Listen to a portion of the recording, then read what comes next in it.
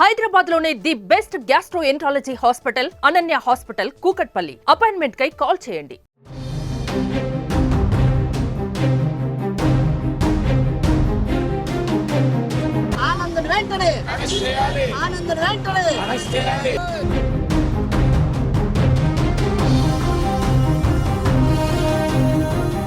మా ఊరు కౌతాలం.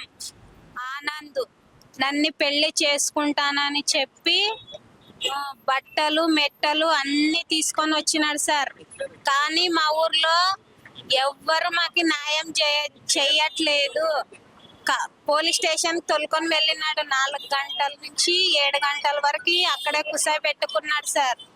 కానీ మా ఊర్లో 2 రోజులు సిఐ సార్ అందువల్ల వాడిని బాగా కొట్టి వాళ్ళ కుటుంబంలో మొత్తం ఎక్కడ బంధువులు ఉన్నారో వాళ్ళ మామూలు మొత్తం అందరు కొట్టినారు సార్. వాడిని 2 రోజులకే మనసు మార్చుకునేటట్టుగా చేసినారు. తర్వాత నేను అడిగితే, నేను నిన్ను పెళ్లి చేసుకోను, నీ కడుపులో బిడ్డకి నేను ఏదో ఒకటి మా పెద్దలను అడిగి డబ్బులు కడతామని చెప్పినాడు సార్ నా ముందు.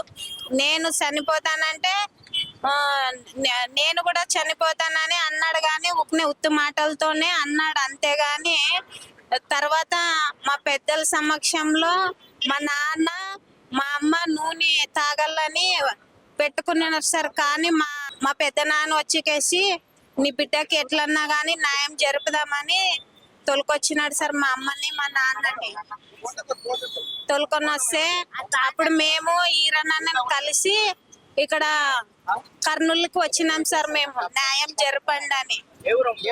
మాది కౌతాలం సార్. నాకు మన దగ్గర పెళ్ళే కావాలి సార్.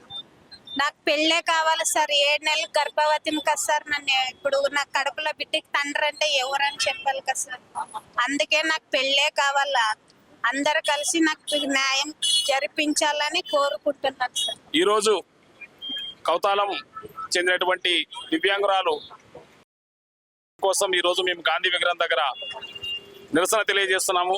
ఎందుకంటే ఆ అమ్మాయిని ఒక నార్మల్ వ్యక్తి నమ్మించి నేను పెళ్లి చేసుకుంటానని చెప్పేసి ఆ అమ్మాయిని గత కొన్ని రోజులుగా శారీరకంగా వాడుకొని ఈరోజు గర్భవతిని చేసి అన్ని అయిన తర్వాత పెళ్లి చేసుకుంటానని చెప్పేసి అతను ఇష్టపడ్డా కానీ తన తల్లిదండ్రుల మాట విని, అక్కడ ఉన్నటువంటి లోకల్ రాజకీయ నాయకుల మాట విని, ఒక వికలాంగురాలను చేసుకుంటే నువ్వు ఎలా సాగుతావు అని చెప్పేసి ఆ అబ్బాయికి మాయ మాటలు చెప్పి ఈ రోజు ఆ అబ్బాయిని డైవర్ట్ చేయడం జరిగింది.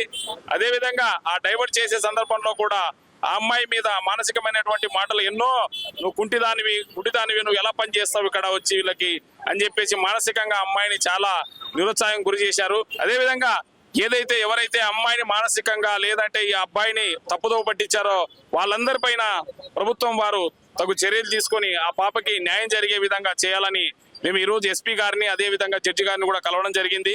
దయచేసి ఈ మీడియా ద్వారా మేము తెలియజేయడం ఏమిటంటే ఆ పాపకి కంపల్సరీ ఆ అబ్బాయితో పెళ్లి. ఎందుకంటే ఆ అమ్మాయి ఇప్పుడు 7 నెలల గర్భవతి. ఎందుకంటే రేపు పుట్టబోయే బిడ్డని ఎవరి పేరు చెప్పుకోవాలో కూడా తెలియని పరిస్థితిలో ఉన్నటువంటి ఆ పాపకి ఈ ప్రభుత్వం వారే తగిన న్యాయం చేస్తారని ఈ మీడియా ద్వారా కోరుకుంటున్నాను. నా పేరు రామాంజనేయులు, విభిన్న ప్రతిభావంతుల యువసేన అసోసియేషన్ రాష్ట్ర అధ్యక్షుడు.